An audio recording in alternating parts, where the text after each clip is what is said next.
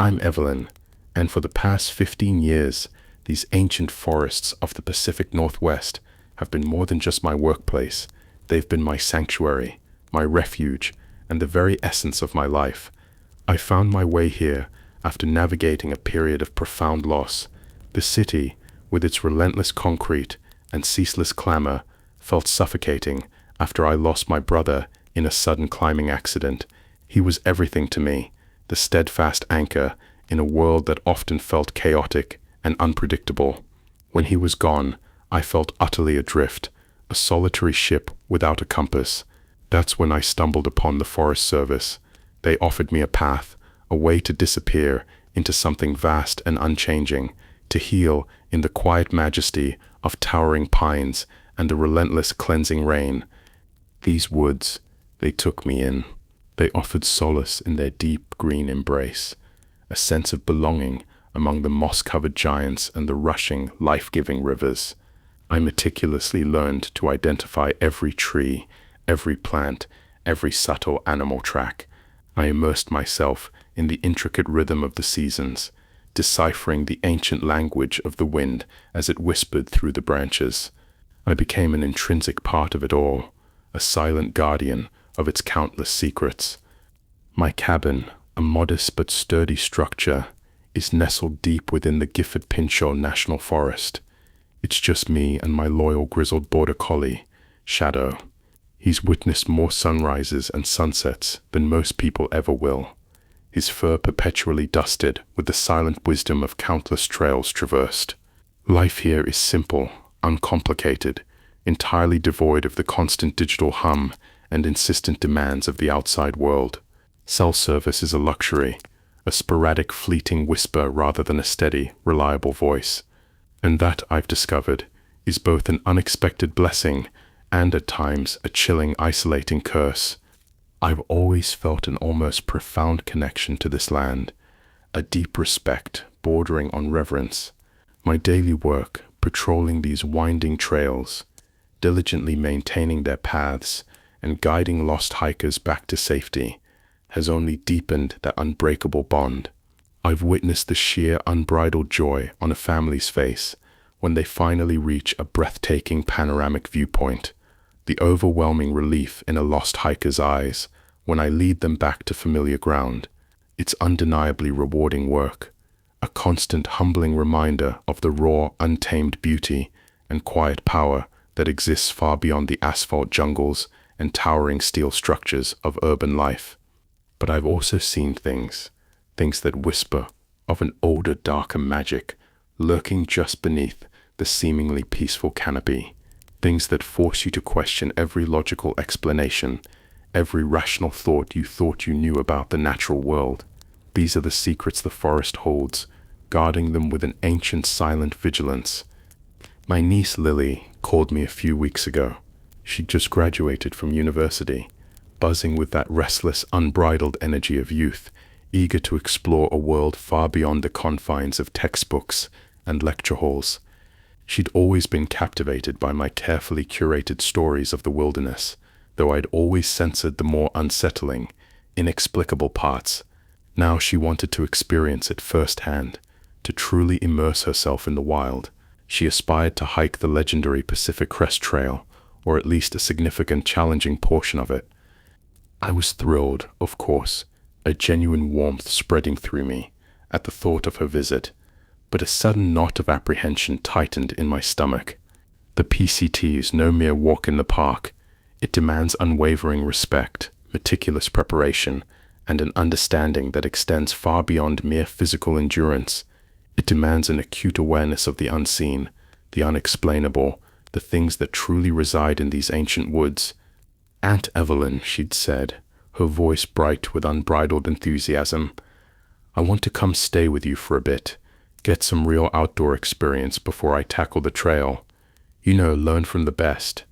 I chuckled, a genuine smile reaching my eyes.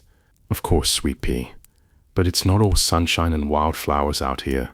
These woods, they have their own rules. Rules that aren't written in any hiking guide, rules that the guides actively avoid."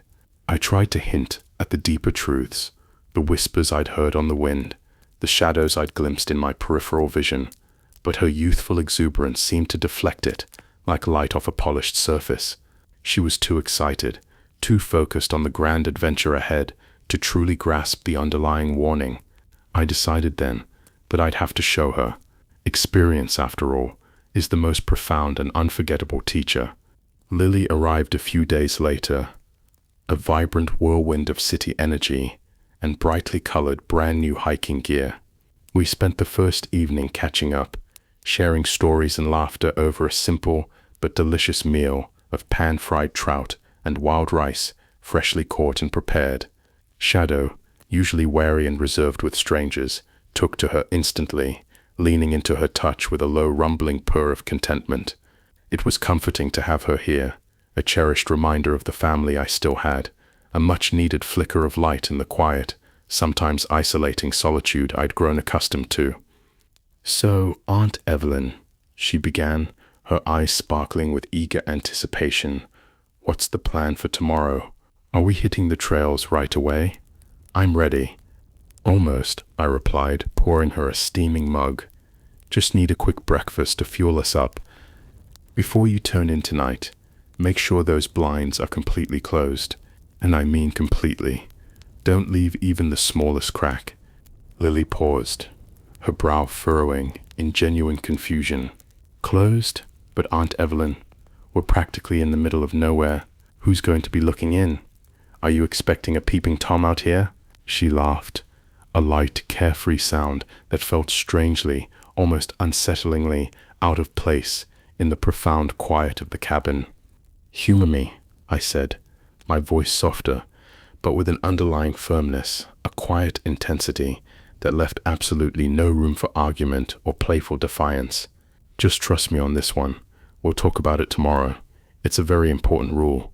She shrugged, a small smile still playing on her lips, and nodded, clearly sensing the seriousness in my tone. Lily was a good kid, always respectful of my eccentricities, even if she didn't quite understand the reasoning behind them. As I prepared for bed myself, I double-checked my own blinds, pulling them shut with a definitive, reassuring snap, completely blocking out the inky, impenetrable blackness that pressed relentlessly against the glass. The first, and perhaps most crucial, rule of the Pacific Northwest wilderness: always keep your windows and tent flaps completely sealed at night. The forest has eyes, and they are not always those of curious, harmless animals.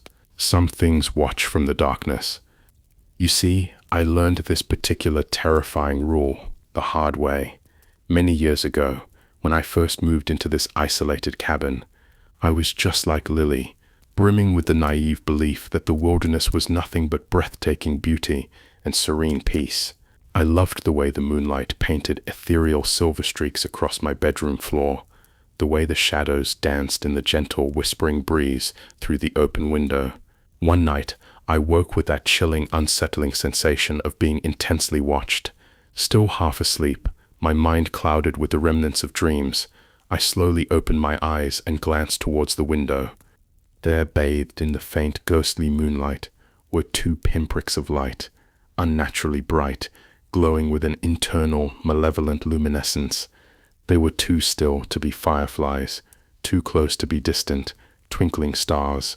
My heart gave a sickening, desperate lurch as I slowly, horrifyingly realized they weren't lights at all. They were eyes, and they belonged to something that was pressed impossibly, unnervingly close against the glass, its form indistinct in the gloom. I don't know how long I lay there, utterly frozen, my breath caught in my throat, my body rigid with unadulterated terror. The eyes were unblinking, unnervingly intelligent, filled with an ancient predatory patience that seemed to strip away my very soul. And then slowly, agonizingly slowly, they began to descend, as if whatever creature they belonged to was sinking, or perhaps sliding down the side of the cabin, its gaze never leaving mine. I squeezed my eyes shut, a silent, desperate scream building in my chest, threatening to burst forth. When I finally dared to open them again, after what felt like an eternity, the eyes were gone. I didn't sleep a single wink that night, the image seared into my mind. From that terrifying moment on, my blinds have always been drawn tight, a fragile, desperate barrier against the unseen, watching entities of the forest. I've only had that one terrifying personal encounter, but I knew of another ranger, a seasoned veteran named Marcus, who wasn't so lucky. Marcus was a man truly of the woods, as comfortable among the towering trees as he was in his own home. He often scoffed at what he called old wives' tales and superstitious nonsense, dismissing them with a dismissive wave of his hand. One evening, after an exceptionally long and arduous patrol, he returned to his remote cabin and, utterly exhausted, fell asleep with his windows wide open, enjoying what he thought was the cool, refreshing night air. The next morning, he didn't report for duty. This was highly uncharacteristic of Marcus, who was meticulous about his schedule, a creature of habit. A few of us, deeply worried, drove out to his cabin.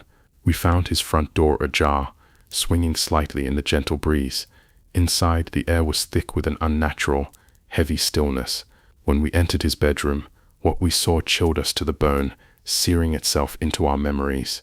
Marcus lay on his bed, his eyes wide open, staring blankly at the ceiling, unseeing.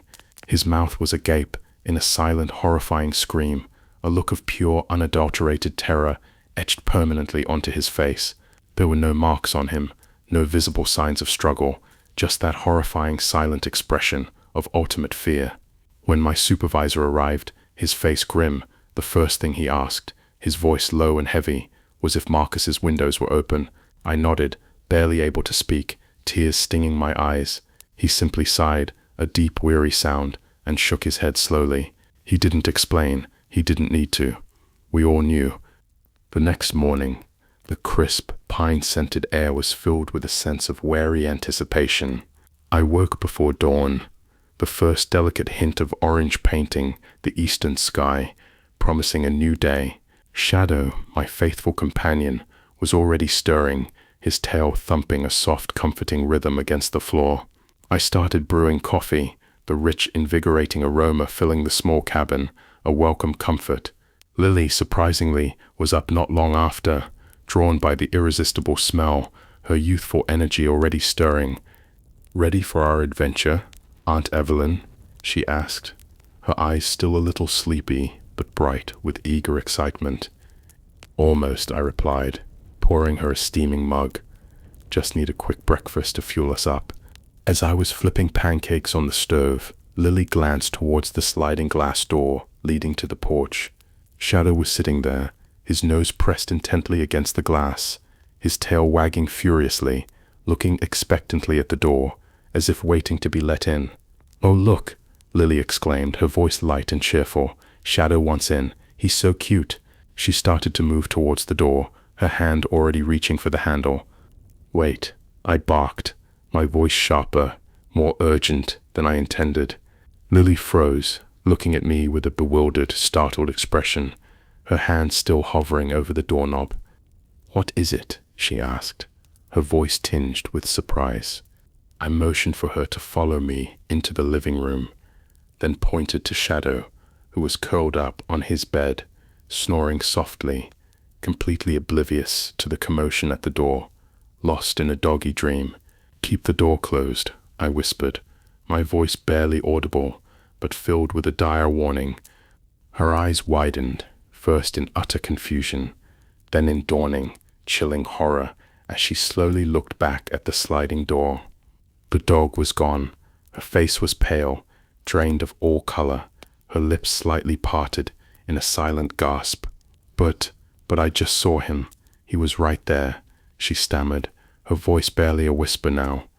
"I know," I said, my voice low and steady, though a cold dread had settled in my own stomach. "This is the second rule, a very important one. The second rule of the Pacific Northwest wilderness. If you see anything that looks exactly like your pet, trying to get into your house or campsite, especially if they appear when your real pet is accounted for, do not open the door until you have positively, absolutely identified them. Letting the wrong one in is an open invitation to something malevolent, something that aims to replace what you love." I didn't elaborate in that moment. Lily was clearly shaken, her face still pale, but we had a long day of hiking ahead of us, and I knew a full explanation would only delay us further, prolonging the terror. She nodded, still looking a little green around the gills, but a trooper nonetheless. An hour later, with our packs loaded and a fresh, unsettling sense of unease lingering in the cool morning air, we set out on the winding trail. The initial hours were breathtaking, a welcome distraction. The towering Douglas firs reached for the sky, their branches forming a verdant, awe-inspiring cathedral. Sunlight dappled through the leaves, creating shifting, ephemeral patterns on the mossy forest floor. The air was cool and clean, carrying the earthy, invigorating scent of damp soil and ancient pine needles. We chatted easily, catching up on each other's lives, the shared experience of the wild, deepening our bond, forging a new connection. I debated when to tell her about the other rules, the truly unsettling ones. Before her visit, I tried to explain that these mountains held strange, inexplicable energies, that ancient spirits still lingered in the swirling mists, watching, but she'd brushed it off, a polite but dismissive smile on her face, the mark of youthful skepticism. She was a modern young woman, firmly grounded in logic and science, in what she could see and measure. I didn't blame her. I hadn't truly believed it myself, not until I saw it with my own eyes, felt its chilling presence. But that's why I was here, to show her, to prepare her for the things that defy explanation, the realities that exist beyond human comprehension, to show her that if you respect these rules, truly understand them, you can navigate the perilous shadows that dance within these ancient woods. After another hour of hiking, the easy chatter between us began to fade, replaced by a growing awareness of our surroundings. Lily started to fidget, stopping every few steps, her head cocked, listening intently. Finally, I stopped and turned to her, sensing her unease. "What is it? What do you hear?" "Don't you hear that?" she whispered, her eyes wide, a flicker of fear in their depths. I shook my head, listening intently, straining my ears.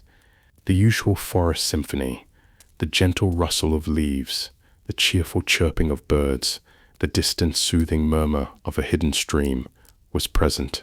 Nothing seemed overtly out of the ordinary.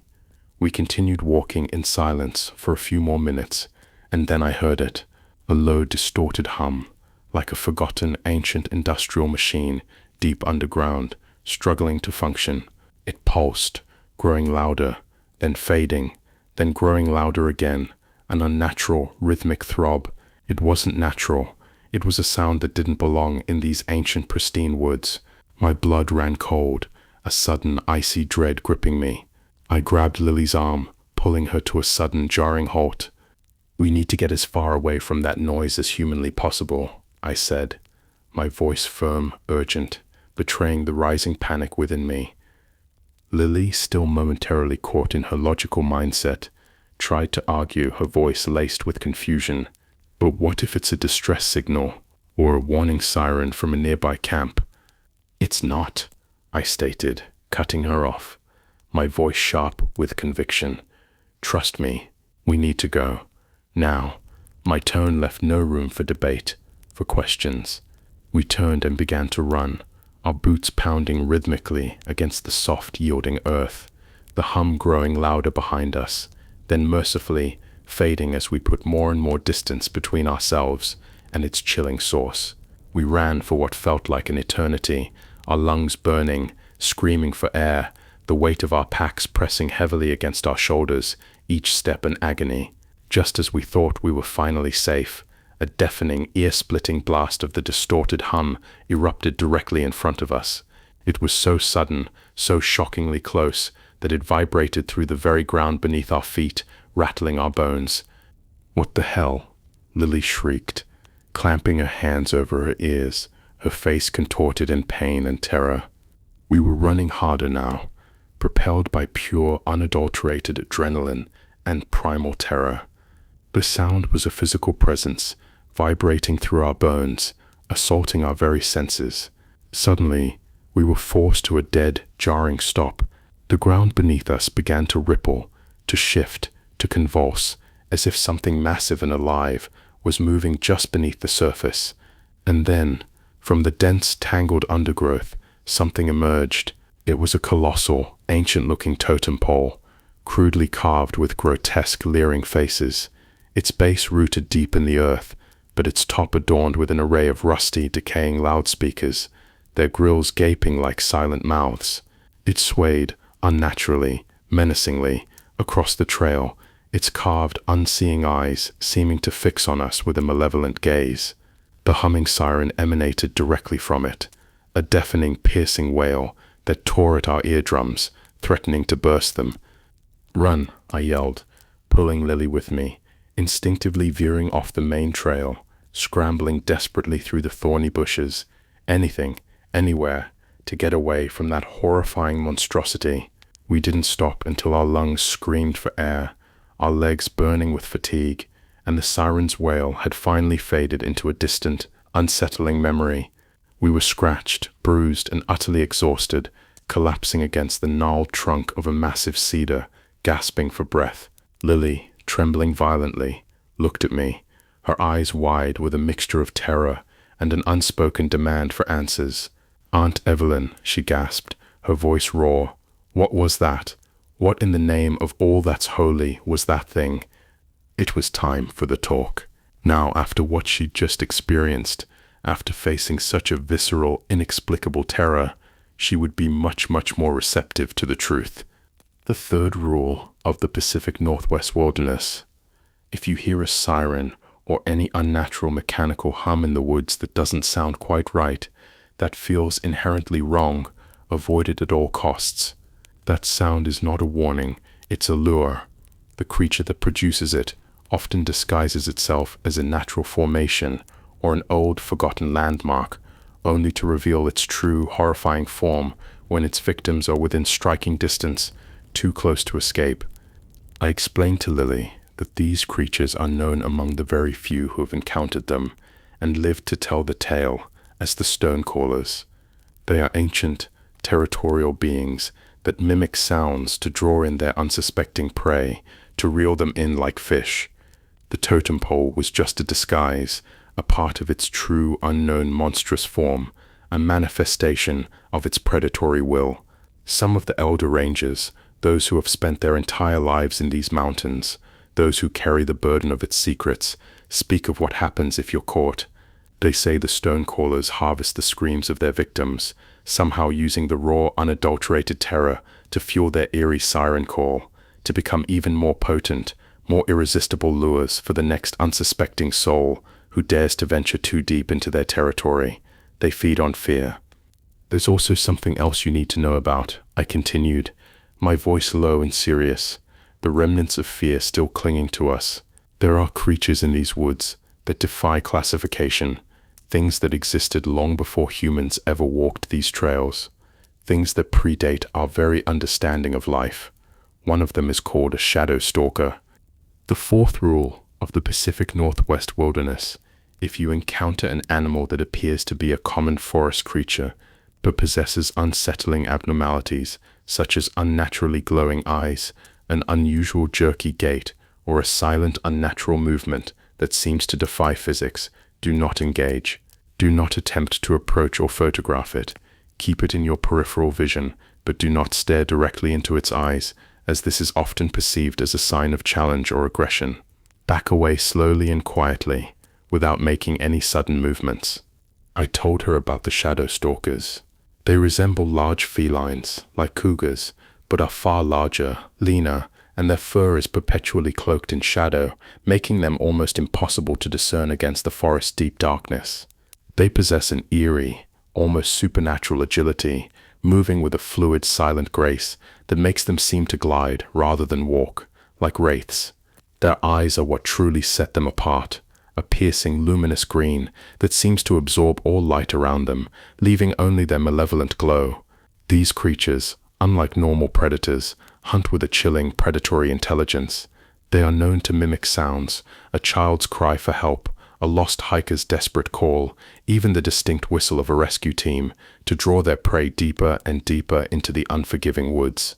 If they manage to establish direct eye contact, they can induce a profound, disorienting sense of confusion and paralyzing fear, causing their victims to become utterly lost, unable to tell up from down, unable to resist their subtle, insidious guidance into fatal traps, or simply to wander off into the most remote, unforgiving parts of the wilderness, never to be seen again. "Your best bet, if you ever come across one," I said, my voice grave, "is to make yourself as small and inconspicuous as possible. Don't run, don't scream, just back away, slowly. Keep it in your peripheral vision, but do not stare directly into its eyes, as this is often perceived as a sign of challenge or aggression. If you have a firearm, that's your only real defense. But even then, their speed is legendary, their movements a blur. Many tales speak of them dancing around bullets, as if the projectiles simply pass through their shadowy forms." The next day, as we continued our trek deeper into the forest, Lily was noticeably more cautious, her senses heightened, her eyes constantly scanning the dense undergrowth.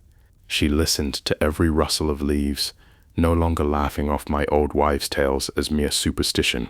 The air felt heavier, pregnant with unseen presences, with a palpable tension. Suddenly, a voice, clear as a bell, called out, "Evelyn!" I froze, every muscle in my body tensing. Lily spun around, searching the dense woods, her eyes wide. "Who was that?" she whispered, her voice barely audible. "No one," I said, my voice low and steady, though my heart was hammering frantically against my ribs. "Keep walking. Don't stop." "But it sounded exactly like Liam," she insisted, her voice trembling slightly as she referred to my deceased brother. I knew. That was precisely the problem. That was their cruelest trick. The fifth rule of the Pacific Northwest wilderness. If you hear your name called out, or any familiar voice, especially if there's no one visible around, no apparent source, pretend you didn't hear it. Do not respond. Do not turn around. Do not under any circumstances follow the voice. It's a lure, a malevolent mimicry, and it will lead you to your doom, to a fate worse than death. I pulled Lily forward, forcing her to continue walking, even as the voice called out again, closer this time, pleading, filled with a simulated desperation. "Evelyn, please, help me. I'm lost." The sound of a baby crying, faint at first, then growing louder, more piercing, echoed chillingly through the ancient trees, tearing at our maternal instincts. Lily's face was etched with distress, her eyes pleading with me to turn back, to investigate. "Aunt Evelyn, what if someone's really hurt?" she asked, her voice choked with anguish. "It's not real, Lily," I said, my voice firm, resolute. "It's a trick, an illusion. Just keep moving, don't look back." This rule was perhaps the most insidious, the most psychologically devastating, because it preyed on our deepest instincts of compassion, love, and connection. I'd seen the devastating consequences of ignoring it. A few years back, a couple, Sarah and Mark, were hiking a trail I frequently patrolled. They were seasoned, experienced hikers, but new to this particular treacherous area. Sarah came running up to me one afternoon, frantic, her face tear-streaked, her eyes wide with terror. She said Mark had suddenly stopped, looking around every few steps, growing increasingly silent, distant. When she asked what was wrong, he'd said he heard their daughter Emily calling for him. This was impossible, heartbreakingly so, because Emily, a sweet 10-year-old, had passed away the year before from a sudden tragic illness. Sarah had desperately tried to convince him, pleading with him, reminding him that Emily was gone, that this couldn't be real, that it was a cruel trick. But Mark was resolute, his eyes fixed on some unseen point, deep in the woods, a desperate hope mixed with a chilling, unyielding determination. He walked off the marked trail, following the phantom voice, disappearing into the dense foliage. Sarah searched for him for over an hour, almost getting lost herself in the process. Consumed by a desperate fear, I immediately called for backup, and a full-scale search began, involving dozens of people and specialized equipment. Days later, his body was recovered at the bottom of a deep, rocky ravine, far off the marked trail, in a place no sane person would ever venture. It was unclear if he'd fallen, jumped, or been somehow compelled. His face held a look of profound, agonizing bewilderment, almost as if he'd finally realized his terrible mistake in his last fleeting moments. The forest had claimed him, drawn in by the phantom whisper of his lost child, a cruel, inescapable trap. As evening approached, casting long, deepening shadows, we found a suitable spot to set up camp near a small, gurgling stream, its gentle murmur a comforting sound. The sounds of the forest at dusk were normally soothing, the rhythmic chirping of crickets, the mournful hoot of an owl, the gentle murmur of the water. We built a small campfire, its flames dancing and flickering, casting hypnotic shadows, sipping hot, comforting tea, offering a comforting warmth against the growing chill of the twilight. Lily, still reeling from the day's harrowing events, was subdued, her usual vivacity muted by the weight of our experiences. "So what other charming rules do these woods have, Aunt Evelyn?" she asked, trying for a light tone, but a clear tremor in her voice betrayed her lingering fear. "Well," I said, stoking the fire, watching the sparks dance upwards, "there's one you might find particularly odd, almost superstitious, but it's crucial. Don't whistle at night, especially not after dark. The 6th rule of the Pacific Northwest wilderness: never whistle outside at night, under any circumstances. It calls to things that listen in the darkness, things that you do not want to attract, things that respond to the lure of sound." I'd made this mistake once, years ago, when I was younger and far more arrogant, full of youthful bravado. It was before Shadow, when I had my old dog Jasper, a scruffy terrier mix, loyal and brave. Other park workers, older, wiser, seasoned by years in these woods, had warned me about whistling at night, calling it a local superstition, a dangerous old wives' tale. I, in my early 20s, and brimming with reckless confidence, dismissed it as just another piece of antiquated folklore. I'd been hiking all day, tired and a little tipsy from a flask of whiskey I'd brought along. My judgment clouded. Jasper was usually good about staying close, always within earshot, but as dusk settled, I grew anxious about him wandering off too far. I whistled for him to come back. He didn't respond. Unusual for him. My heart began to race. "Jasper," I yelled, whistling again, louder this time, a sharp, piercing sound cutting through the quiet. That's when I heard it, an echo, but not a normal one.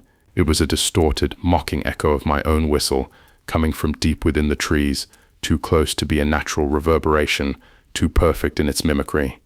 Jasper finally came trotting back, but his demeanor was different. He was clearly on edge, his hackles raised, a low guttural growl rumbling in his chest as he stared intently into the oppressive darkness beyond the campfire's glow, utterly fixated. I shined my flashlight in the direction he was focused, but saw nothing, just impenetrable darkness. Dismissing it as a nervous animal and my own overactive imagination, I finished my drink and crawled into my tent, eager for sleep. I woke around 2 in the morning. The distinct, unnerving sensation of being intensely watched washing over me, raising goosebumps on my arms. I crept out of my tent, flashlight in hand, my heart pounding a frantic rhythm. The beam flickered, dimming inexplicably, despite a fresh battery. I smacked it, trying to get it to work, a growing sense of dread gripping me. The first thing I noticed was Jasper was gone. "Jasper," I called out, my voice barely a whisper, filled with a rising panic, and then, stupidly, reflexively, I whistled again, a desperate plea. Just then, my flashlight died completely, plunging me into absolute darkness. A distant crunching of branches, impossibly heavy, reached my ears, drawing closer. I frantically shook the flashlight, and it sputtered back to life, just enough to reveal a chilling silhouette about 10 feet from my campsite, at the very edge of the light. It was tall, impossibly tall, a rail-thin, gangly figure with long, spindly limbs, its proportions grotesque, unnatural. Its posture was hunched, its neck unnaturally elongated, its head craned forward, a dark, featureless void where a face should be. It moved with a slow, jerky, almost spider-like gait, an utterly unsettling movement, A deep guttural growl rumbled from its chest, a sound that seemed to tear at the very fabric of the forest. I froze, my breath caught in my throat, paralyzed by fear. What the? I whispered to myself, unable to comprehend what I was seeing. Another mistake. The creature's head snapped towards me at a grotesque, unnatural angle. It let out a piercing screech, a sound like tortured metal mixed with a banshee's wail, a sound designed to shatter sanity. I dove back into my tent, fumbling desperately for my bear spray and my hunting knife, cursing myself for not bringing my rifle. I could hear its guttural growls and the sickening, scraping sound of its long, clawed fingers dragging against the tent fabric, testing the flimsy barrier. Just as I turned, ready to defend myself, to face the impossible, I heard a ferocious snarl and a sharp warning bark. Jasper! The figure let out another ear-splitting screech, a sound of pain and rage, and then retreated, crashing back into the dense woods, its heavy steps fading into the distance. Jasper returned, panting, a streak of black, viscous blood on his muzzle, but otherwise unharmed. I hugged him tight, checking him over frantically for any wounds. Miraculously, he was unharmed, though still trembling violently. "Good boy," I choked out, tears stinging my eyes, clinging to him as if he were my lifeline. Needless to say, I never whistled in the woods again, not after that night. The rain began to fall that afternoon, a soft, persistent drizzle that turned the forest floor into a slick, muddy path. The mist rolled in, thick and ethereal, reducing visibility to mere feet, creating a ghostly, disorienting landscape. It was easy to get disoriented, to lose your way, even for seasoned hikers. The seventh rule of the Pacific Northwest wilderness: if you find yourself lost on the trail for longer than a day, do not trust everything you see. The forest can play insidious tricks on the mind, and sometimes it's not your mind playing the tricks.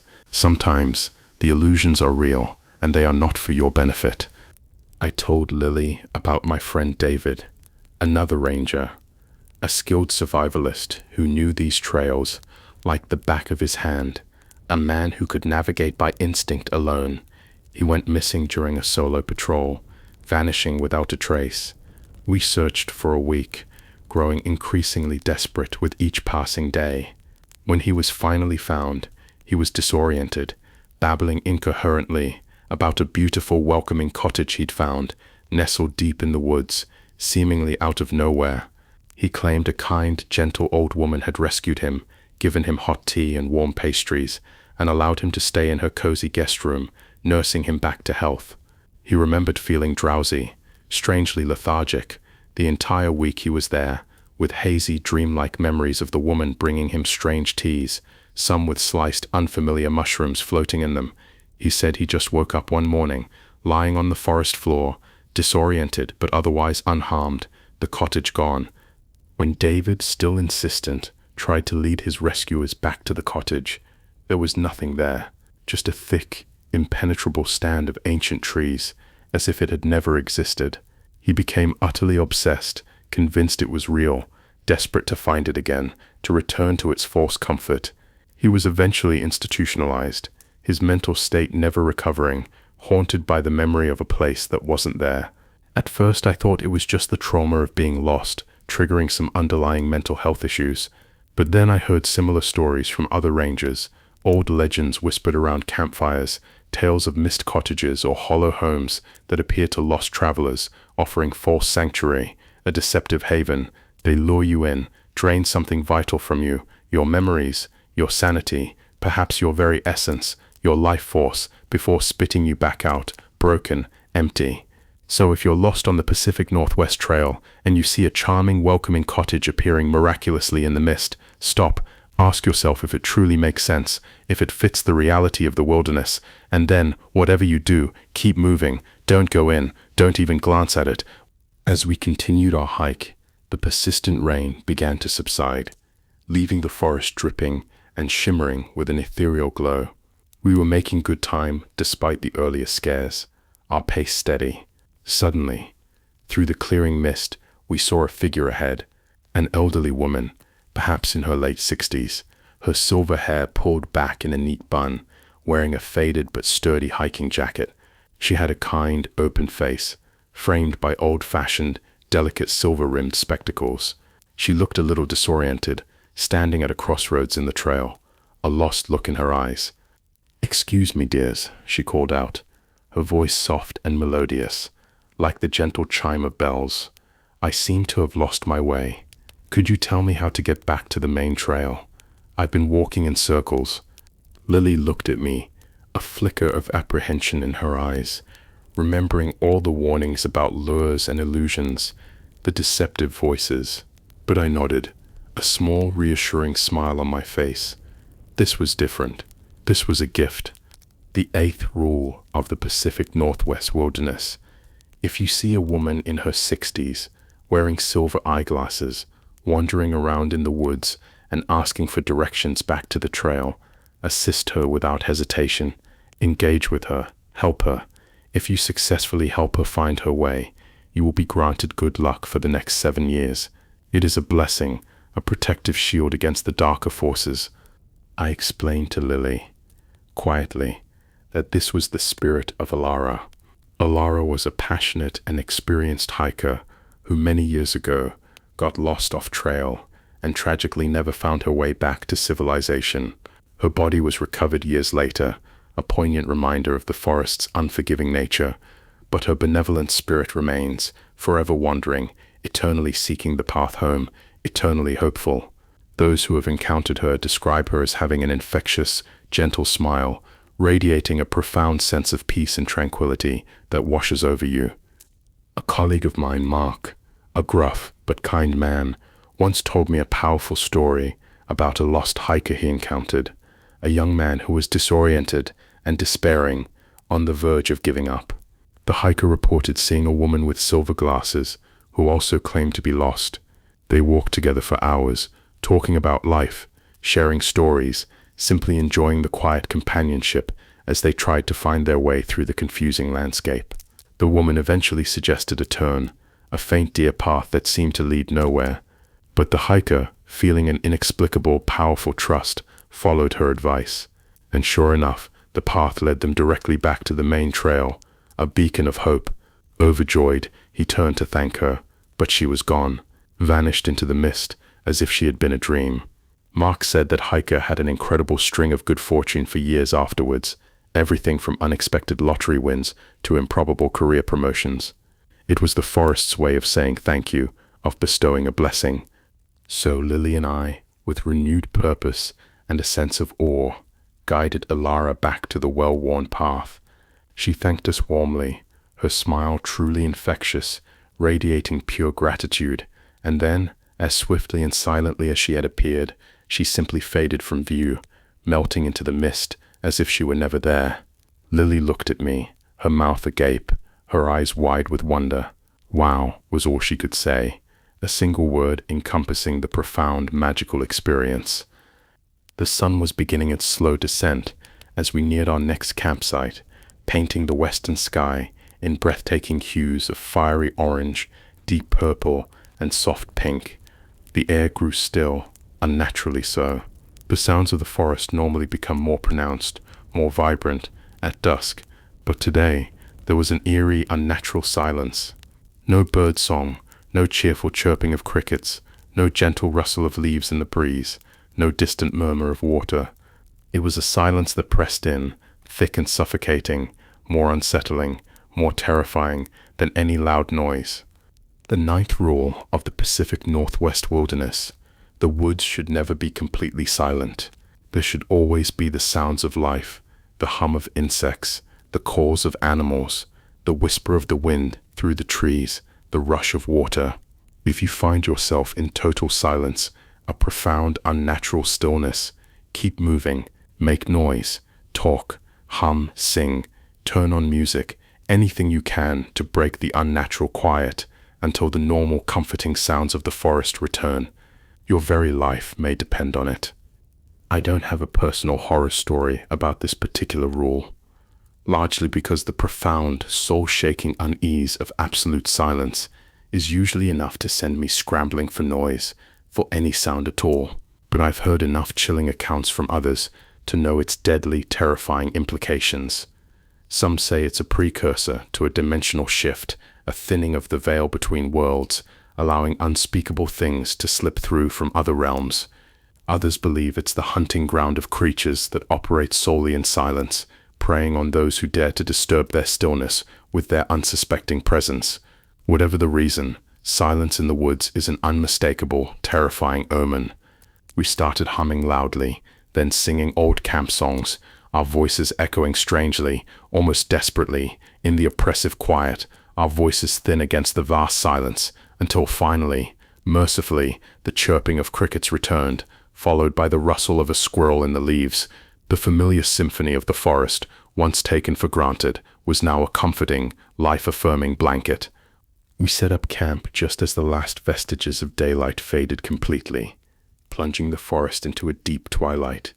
As we gathered around the crackling campfire, its flames dancing and flickering, casting hypnotic shadows, sipping hot, comforting tea, a figure emerged from the deep, impenetrable darkness. An old man with a long, flowing white beard, his face deeply lined with age and wisdom, leaning heavily on a gnarled walking stick. He moved with a slow, deliberate pace.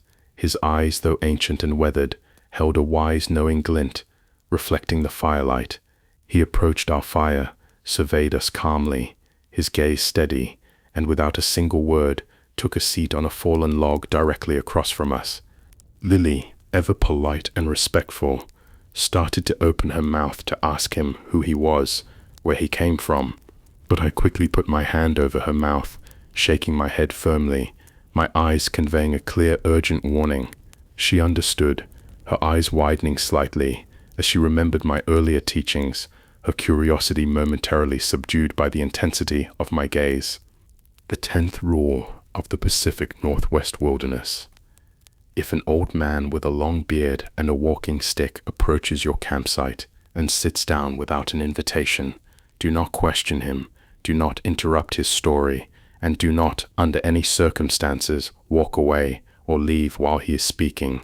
Legend has it that if you do, someone from your group will wander into the woods during the night, drawn by an unseen force, never to be seen again, their disappearance unexplained. I learned this one by pure chance, years ago, when I was camping with a couple of buddies, young and carefree. This very old man approached our fire, just as he did ours now, his presence appearing from nowhere. I was about to ask if anyone knew him, where he came from, when my friend, a grizzled old logger who'd spent his entire life in these mountains, a man who knew its secrets, clamped his hand over my mouth, giving me a stern, unblinking stare that brooked no argument. I took his word for it implicitly. The old man began to speak, his voice a low, melodic rumble, spinning a mesmerizing tale of ancient trees and forgotten rivers, of spirits that shaped the very land itself, of a world beyond human understanding. It was a fascinating story, weaving together history and myth, folklore and warning, and I honestly wouldn't have minded if he'd stayed all night, continuing his narrative. When he finished, he simply nodded, a slow, deliberate movement, rose slowly, his movements fluid despite his age, and vanished back into the darkness from which he came, as if he were a wisp of smoke. My friend later told me the horrifying stories of groups who had scoffed at the old man or rudely interrupted him, only to find one of their members gone the next morning, leaving no trace, no sign of struggle, just an empty space where they once were. He is a guardian of the old ways, a test of respect, a silent judge of those who enter his domain. And we passed. We showed him the respect he deserved. The next day, as we navigated a less traveled, more overgrown section of the trail, we stumbled upon something unexpected, something that sent a shiver down my spine.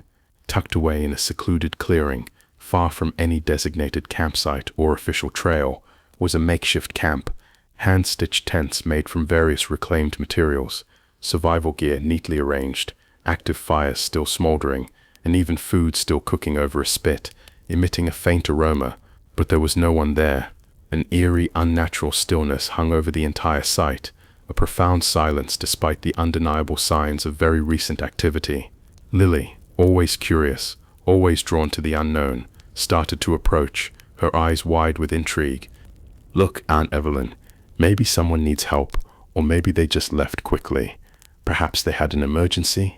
She pointed to a brightly colored bandana tied to a nearby branch, a design that looked suspiciously like one she'd seen on my own gear list. "Hey, isn't that like that one from your kit? Your old one?" "Don't touch anything, Lily," I said, my voice low and urgent, pulling her back with a firm hand on her arm, a sense of deep unease settling over me. The 11th rule of the Pacific Northwest wilderness: if you come across a large, seemingly abandoned camp in an undesignated area, no matter how tempting it is to investigate or take supplies, even if you recognize your own stolen gear or desperately need something, do not interact with it. Do not disturb anything. These are off-grid communities, fiercely protective of their privacy and territory, their very existence a secret. They are always watching, silently from the shadows, and they will retaliate violently against any perceived intrusion or theft, against anyone who crosses their unseen boundaries. These ghost camps, as they're sometimes called, among the few who are aware of them, are a peculiar, chilling phenomenon of these deep woods. They belong to highly secretive, often reclusive groups who live entirely off the grid, who have chosen to disappear from society. They observe you, silently, patiently, from the shadows, monitoring their territory with an almost predatory vigilance. And if you take even a single twig, or disturb their arrangements, or even accidentally leave a footprint in the wrong place, they will hunt you down. They know the terrain intimately, far better than any outsider could ever hope to, and they outnumber you. Their methods of justice are brutal and swift, leaving no trace. Many hikers, lured by the promise of temporary shelter or readily available supplies, have vanished without a trace after encountering such a camp, their disappearances forever unexplained. We continued on, the eerie encounter leaving us both on edge, our nerves frayed. As night approached, casting a deeper gloom over the forest, we chose a high, exposed ridge for our final campsite, hoping the open space would offer some protection against unseen threats, a clearer view of our surroundings. We settled in, the moon a sliver in the sky, casting long, shifting shadows that danced with the swaying branches. I drifted off to sleep, exhausted from the day's anxieties, only to be pulled into a strange, vivid, and profoundly unsettling dream. I was standing in a vast, ancient forest, unlike anything I'd ever seen, a primeval landscape. The trees were impossibly tall, their branches tangled together, forming a dense, impenetrable canopy that completely blocked out the sky, plunging the world into perpetual twilight. A thick, swirling mist hung heavy in the air, swirling around my knees, chilling me to the bone. I felt a profound sense of isolation, a chilling, absolute aloneness, as if I were the last living thing on earth. Then I heard it, a whisper, just at the edge of hearing, carried on a non-existent breeze.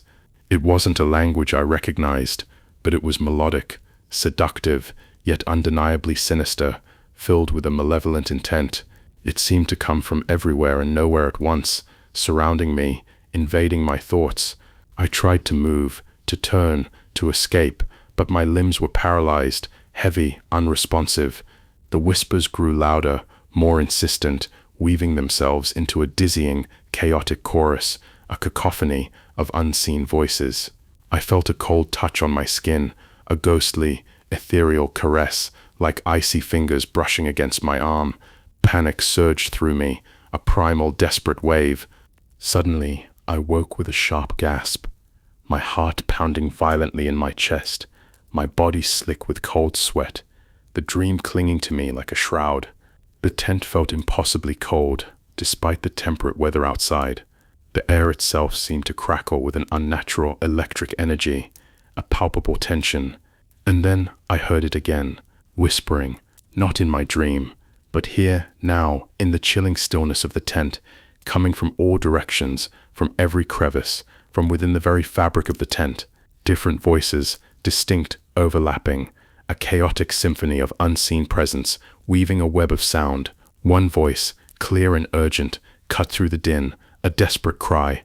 "Aunt Evelyn, are you awake?" Lily scrambled into my tent, her eyes wide with terror, gasping for breath, her face pale. "Did something just happen to you too? A dream? A feeling?" she whispered, her voice trembling violently. I nodded, still trying to calm my racing heart, to dispel the remnants of the dream, the lingering cold. I think I know what this is," she stammered, her voice barely audible, choked with fear. "I read about it in an old folklore book back home, a collection of local legends. It's called the Whispering Collective. They are ancient, disembodied spirits of those lost and forgotten in these woods, driven mad by unimaginable loneliness and the pervasive presence of the darker, more malevolent entities. They don't want to harm you directly, not exactly. They want to join you. They want to fill your empty spaces, to become your thoughts, your memories, until you are nothing but another whisper among them, another voice in their endless chorus. And once they start, they don't stop until they've claimed you completely, until you are one of them. The 12th and final rule of the Pacific Northwest Wilderness: if you hear disembodied whispers, especially multiple voices, inside your tent or cabin at night, or feel an unnatural, pervasive coldness despite the ambient temperature, it means the Whispering Collective has found you. Do not acknowledge them, do not speak, do not react. Immediately pack your belongings, abandon your current campsite, and relocate as far as possible, even if it's the middle of the night. The longer you stay, the more they will try to intertwine their essence with yours, to assimilate you into their dreadful collective. We didn't hesitate. Adrenaline coursed through us, a powerful primal surge. In the flickering weak beam of my headlamp, we scrambled to pack our gear, our movements jerky, fueled by a desperate primal need to escape, to put distance between us and the insidious whispers. The whispers followed us, a chilling cacophony of sound, seeming to press closer, to weave around us, to brush against our ears with icy spectral tendrils, trying to invade our minds. We stumbled blindly through the dark, through the silent, watching trees, our breath coming in ragged gasps, until the whispers finally, mercifully, began to fade behind us, losing their hold. We relocated camp hours later, far from the influence of the Whispering Collective, utterly exhausted but miraculously alive, our minds still our own.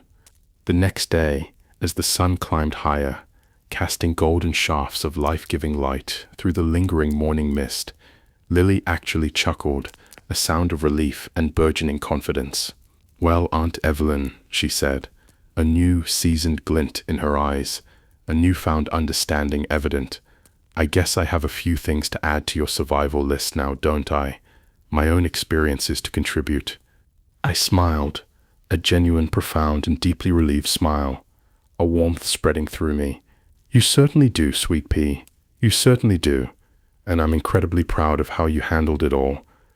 It made me think deeply about how truly ancient these mountains are. They've stood here for millions of years, silent witnesses to countless generations, to countless secrets, both beautiful and terrifying. They've seen things no human has or ever will fully comprehend. I've learned so much on these winding trails, discovered so much about myself and the hidden, mysterious corners of the world, but I doubt I'll ever truly uncover all their secrets in this lifetime. Their depths are fathomless. "Lily," I asked, my voice softer, more reflective, filled with a quiet earnestness, "can you promise me something very important?" She looked at me, serious now, her usual youthful effervescence replaced by a thoughtful solemnity. "Sure, Aunt Evelyn. Anything. Name it. When you tell other people about this place, about your experiences here, about the strange things you've seen, don't leave out the good things. Don't just focus on the fear." She looked confused, her brow furrowing slightly. "What do you mean, Aunt Evelyn? Why would I do that?" "I mean," I clarified, my gaze sweeping across the majestic, endless canopy of pines, a profound love in my eyes. "I know a lot of weird, terrifying things happen out here. The shadows are deep, and some of the rules seem utterly unbelievable to those who haven't experienced them. But this is also one of the most breathtakingly beautiful, most profoundly peaceful places on earth. There's so much untamed beauty, so much pure, comforting silence that truly is peaceful, so many incredible, dedicated people who work and live here, tirelessly caring for this land, protecting its natural wonders. Just make sure you don't leave that out when you tell your friends back home about this trip, about your time here. It's vitally important to remember the balance, the duality of this place. Lily's eyes softened, a thoughtful, understanding expression spreading across her face. A slow, knowing smile filled with newfound wisdom finally broke through. "Don't worry, Aunt Evelyn," she said, her voice filled with a quiet determination. "I actually have some news. Something I've been meaning to tell you. I'm not going back home next month. Not to the city, not yet. I got a job at the community college here. I want to be closer to the trail, to these mountains, to this life. Now that I've graduated and everything, going back to the city just doesn't feel right for me anymore. It feels empty." I chuckled, a warmth spreading through me, a profound sense of pride swelling in my chest. "So even after seeing all that, after all the fear and the inexplicable encounters, you're ready for more? You're ready to embrace it?" She nodded, her gaze fixed on the endless expanse of green before us, a new determined light in her eyes, a light that mirrored my own. "More than ready. I feel like I finally belong here." I reached into my pack, pulling out a worn leather-bound journal, my personal list of rules, meticulously updated and expanded over the years, filled with the wisdom of my own experiences and the chilling tales of others. I handed it to her, the weight of it feeling significant, almost sacred, in her hands. "Keep this up to date," I said, a knowing smile playing on my lips, a shared understanding passing between us. "You're going to need it. This is just the beginning of your journey." The forest was silent then, but this time it was a peaceful, knowing silence, a profound stillness, as if acknowledging a new guardian, a new storyteller, had finally joined its ancient, mysterious embrace.